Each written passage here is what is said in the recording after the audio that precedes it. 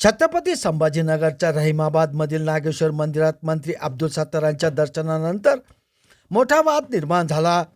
मंदिर अपवित्र झाल्याचा दावा करत तरुणांनी चक्क गोमूत्र शिंपडून मंदिराचे शुद्धीकरण केले. यावर भाजप आणि अंबादास दानवे यांच्यात शाब्दिक चकमक उडाली आहे. छत्रपती संभाजीनगरमधून एक खळबळजनक बातमी समोर येत आहे. राज्याचे मंत्री अब्दुल सत्तार यांनी रहिमाबाद येथील नागेश्वर मंदिरात महाशिवरात्रीनिमित्त दर्शन घेतले, पण त्यांच्या या दर्शनानंतर काही तरुणांनी आक्षेप घेत मंदिर अपवित्र झाल्याचा दावा केला आहे.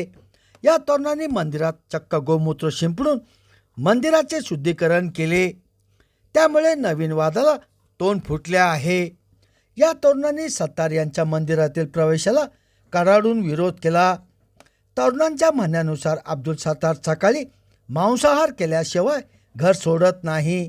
अशा अपवित्र व्यक्तीने महाशिवरात्रीच्या पवित्र दिवशी मंदिरात प्रवेश करणे चुकीचे आहे. याच कारणास्तव त्यांनी मंदिर अपवित्र मानून गोमूत्र शिंपडून ते पवित्र केले आहे. या कारणावरून राजकारण तापले आहे. भाजपा आध्यात्मिक आघाडीचे प्रमुख आचार्य तुषार भोसले यांनी या घटनेवर तीव्र प्रतिक्रिया दिल्या आहे. भोसले यांनी सवाल केला की अब्दुल सत्तारांनी हिंदू धर्म स्वीकारला आहे का? जर नसेल तर त्यांनी बाहेरूनच दर्शन घ्यायला हवे होते. आचार्य भोसले यांनी मंदिराच्या पवित्रेवर भर दिला आहे. ते म्हणाले की आमच्या देवी देवतांची मंदिरे ही काही स्मारके नाहीत. मंदिरात प्रवेश करण्याचे आणि विशेषतः गर्भगृहाचे काही धार्मिक नियम असतात.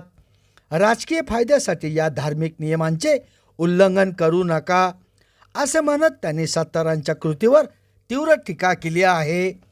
भाजपाने या मुद्द्यावरून अब्दुल सत्तारांना थेट आव्हान दिले आहे.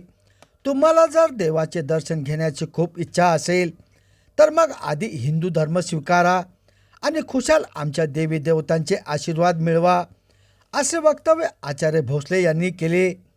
यामुळे वादात आणखीनच भर पडली आहे. यावर ठाकरे गटाचे नेते अंबादास दानवे यांनी देखील प्रतिक्रिया दिल्या आहे. मंदिर असो की मस्जिद असो, हे सर्वच सार्वजनिक ठिकाण आहे. तुषार कोण शंकराचार्य लागून गेला का? एखादा मुस्लिम माणूस मंदिरातून दर्शन करत असेल तर त्याचा स्वागतच करावा, त्याला विरोध का करावा? भारतीय जनता पार्टी धर्माला संकुचित बनवित आहे.